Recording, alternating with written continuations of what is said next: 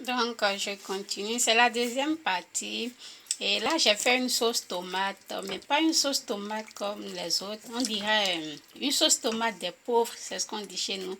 Au fait, j'ai coupé les oignons, carottes, et ail. Et tomate, la tomate, je l'ai coupée, j'ai pilé ça. Et j'ai fait une sauce tomate comme ça. Oui, moi je pile les choses parce que j'aime pas que ça soit trop cuit.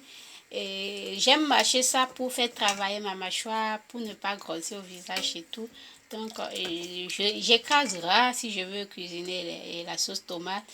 Et j'ai mis des feuilles dedans, des feuilles de persil, je vous l'avais montré, c'est même là-bas, ça se voit un peu dedans. Donc c'est un peu ça. La sauce tomate, j'ai pas mis beaucoup de tomates dedans, c'est pour ça que je disais que c'est la sauce tomate des pauvres, parce qu'il faut pas avoir beaucoup de tomates dedans. Et vous allez voir que c'est bien clair, quoi. C'est bien clair. J'ai mis beaucoup d'eau parce que je vais faire cuisiner les courgettes dedans. Donc, c'est un peu ça. Ce sont les trucs coupés que je vous avais montré. C'est ça ce que j'ai fait. J'ai utilisé 2 cuillères. 2 cuillères d'huile seulement, pas plus. Donc, vous allez constater, même regardez vous-même. Il n'y a pas d'huile dans le truc. Il n'y a pas d'huile. J'utilise très très peu de l'huile. Un peu ça.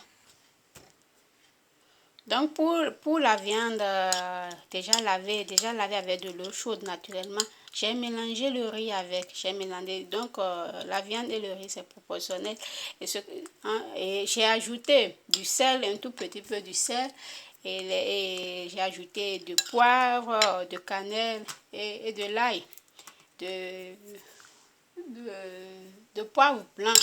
Donc, pour assaisonner un peu, vous allez constater, je vais remplir à moitié les courgettes, je vais les mettre dedans à moitié les courgettes. Je vais vous le montrer naturellement. Et vous allez constater que dans tout ce que je dis, je ne vous ai pas montré du cube. C'est pas bon. Les cubes ne sont pas bons pour la santé.